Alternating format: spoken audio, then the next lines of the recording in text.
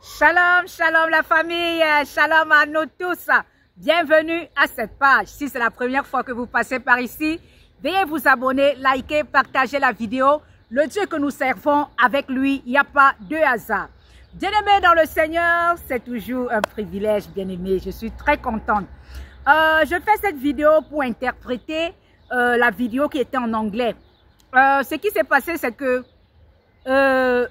dans l'assemblée où je persévère avec les frères et sœurs, je suis responsable de l'évangélisation. Et la période du froid est déjà en train de finir. Ce qui fait que lorsqu'il y a le soleil, les samedis, les week-ends, on sort pour aller évangéliser. Et comme je suis responsable, on m'a donc demandé de parler pour encourager l'église, les frères, les sœurs à devoir sortir. Malheureusement, comme partout ailleurs, les gens n'aiment pas évangéliser. Les gens aiment seulement rester dans les quatre murs. Quand il s'agit d'aller dehors, proclamer Jésus, annoncer Jésus, c'est difficile. Donc la période du froid, quelquefois j'allais les samedis seul. Donc le pasteur, comme il a vu vraiment mon zèle, comme toujours, c'est ça qu'il a dit, non, il faut qu'il me donne le micro pour que j'essaye de parler aux gens. Et c'est ainsi que j'ai commencé et j'avais intitulé ce message « La bonne nouvelle ». J'ai dit, mais qu'est-ce que la bonne nouvelle? Quand on parle de bonne nouvelle, on voit le salut. Et lorsqu'on regarde le salut, on voit Jésus-Christ. Et nous devons comprendre que dans la bonne nouvelle, quand on dit une bonne nouvelle, c'est une nouvelle qui donne la joie, qui te donne d'être content de sauter. Mais qu'est-ce qui se passe donc dans l'église de Christ? Aujourd'hui, les gens sont Christ, les gens sont fâchés, les gens envient même les païens.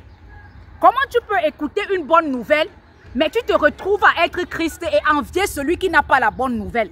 Parce que ce n'est pas la bonne nouvelle. Quand tu reçois cette nouvelle, tu l'acceptes, c'est comme une porte d'entrée.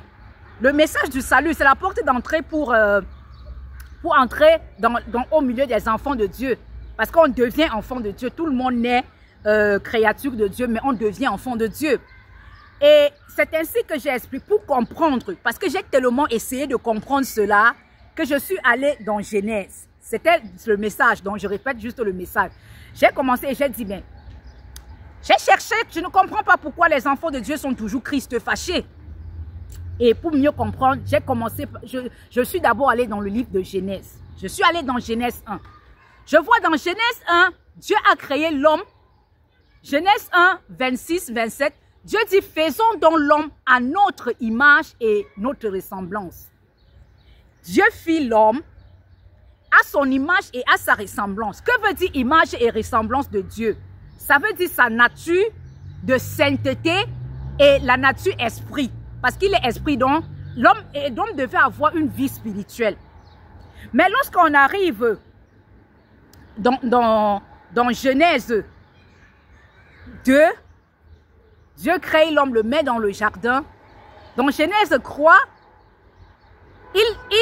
ils sont dans le jardin avec la femme. Parce que dans Genèse 2, Dieu, au niveau de Genèse 17, Dieu donne cet ordre. L'homme ne mangera pas de cette fruit. Vous pouvez manger de tous les arbres, sauf l'arbre de la connaissance du bien et du mal. Le fruit, il ne devait pas manger. Mais nous voyons, il a donné cet ordre. Et cet ordre était comme une loi. Dans Genèse 3, le serpent séduit dans l'homme, il mange le fruit. Lorsqu'ils mangent le fruit, ils perdent directement leur nature qui était image et ressemblance de Dieu, qui était la nature de sainteté, dont le péché entre en eux. La nature de sainteté et la nature d'esprit, parce qu'il avait l'esprit, c'est le spirituel, il connectait avec Dieu. Parce que Jésus, et quand Dieu vient, il dit, Adam, Adam, où es-tu? Ce qui veut dire, il n'avait plus, ça nous montre qu'il était séparé. Parce que lorsque Adam mangeait, ils ne sont pas morts, comme dans Genèse 2, il a dit, si vous mangez, vous mourrez. Ils ne sont pas morts, c'est-à-dire, c'était une séparation. C'est ça où j'ai fait comprendre qu'il y a trois types de morts selon la Bible. Il y a la mort physique, il y a la mort spirituelle qui est la séparation et il y a la mort qui est le diable. Et j'ai avancé j'ai fait comprendre que, étant donné que l'homme, le mot homme veut dire terre, terrien. Quand on regarde en grec, le mot homme veut dire terrien, donc tiré de la terre.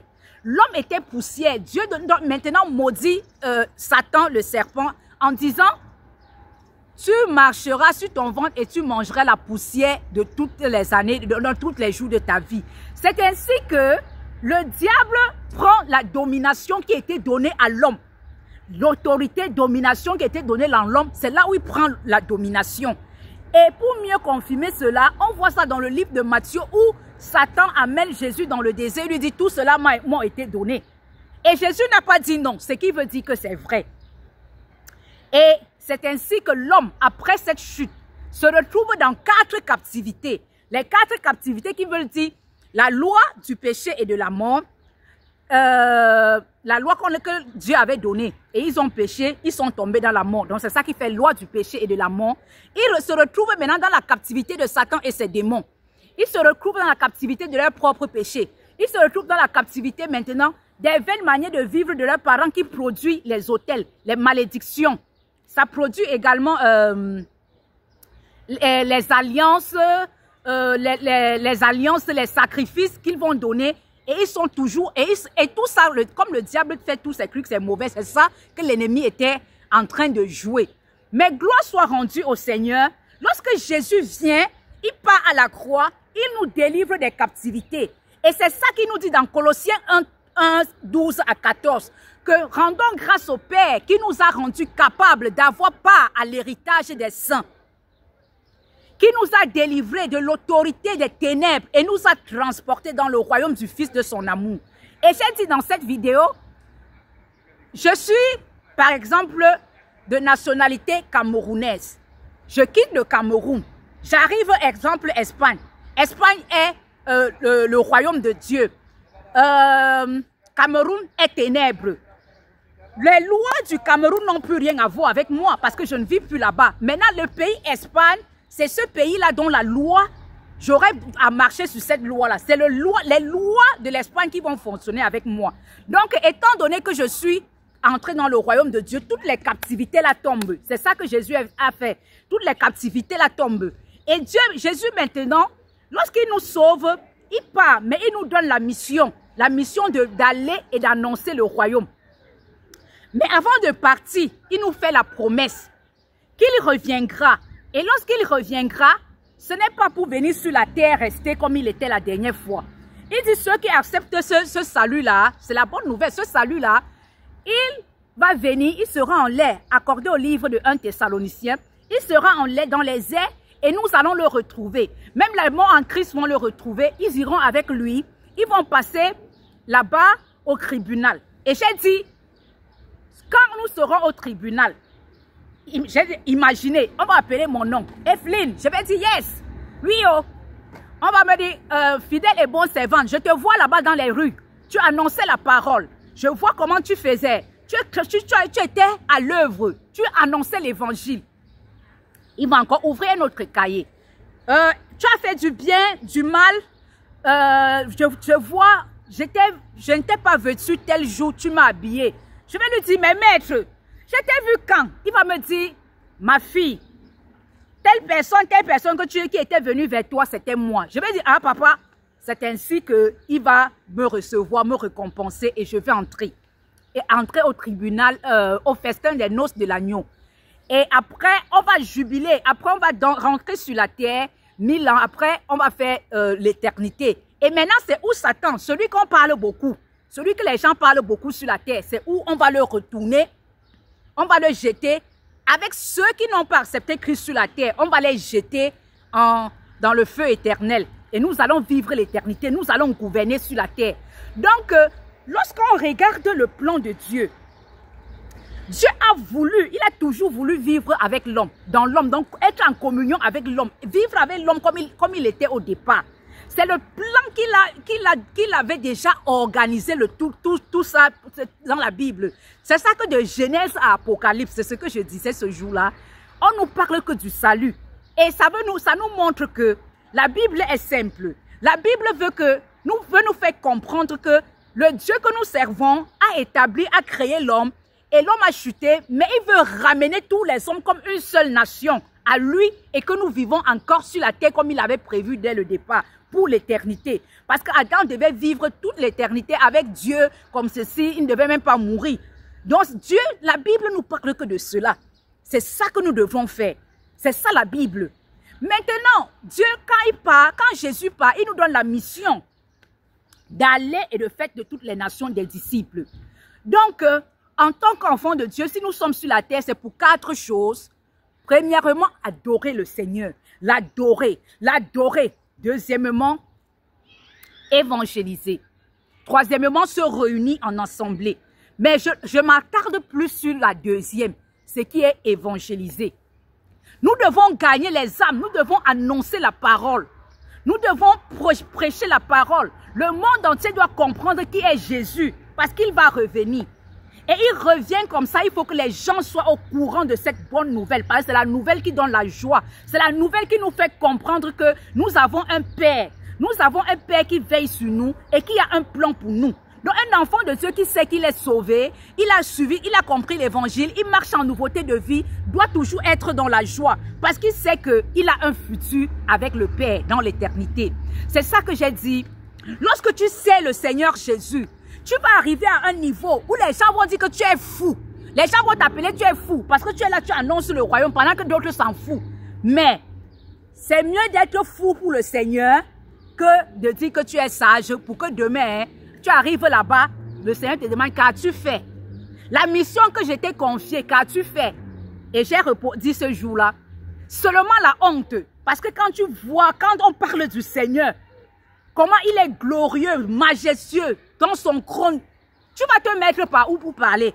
Donc autant mieux se rabaisser ici, faire ce qu'il nous a dit. C'est pour ça que moi, je choisis de servir le Seigneur. Je choisis de ne pas désobéir. Parce que lorsque nous n'évangélisons pas, lorsque nous ne parlons pas de Jésus, ça c'est la désobéissance. La désobéissance à sa parole. Mais moi, je choisis d'obéir le Seigneur. Et c'est pour ça, par les réseaux sociaux même, j'annonce la parole. Si c'est même dans le lieu de travail, j'annonce la parole. Mais il faut que vous sachiez réellement quoi annoncer. Parce qu'aujourd'hui, les gens pensent que la bonne nouvelle, Jésus est venu pour qu'ils ont le matériel. Non, l'autre là peut venir. Et surtout, ça vient dans le travail. Tu ne peux pas dormir, tu dis que non, je sais Jésus. Non, il faut travailler. Et que cette bonne nouvelle-là, c'est beaucoup plus côté spirituel. Que le Seigneur Jésus est venu régler, nous enlever dans cette captivité et nous donner la paix. Son nom, c'est le Prince de paix. Donc voilà le message que j'ai annoncé. Le message en anglais que j'ai voulu que j'ai traduit. J'ai interpellé l'Église, j'ai interpellé le corps de Christ. Donc, au travers des réseaux sociaux, j'interpelle toujours tous. Nous, frères, sœurs, qui sommes déjà dans le Seigneur, qui connaissons déjà la vérité, à nous lever, travailler pour le Seigneur, à annoncer la parole. C'est très important, bien-aimés. Annonçons la parole et au travers de la parole que nous annonçons, plusieurs seront sauvés. Bien-aimés, je vais m'arrêter là. Paix et grâce. Donc, c'est le message que j'ai traduit en anglais de dimanche. Que la paix du Seigneur soit avec nous tous. Bien-aimé, si toi-même, tu ne sors pas pour aller annoncer le Seigneur, ce message est pour toi. Oh. Sors, tu peux annoncer la bonne nouvelle. Oh. Annonce l'évangile. Dans ta famille, sois sentinelle. Annonce l'évangile.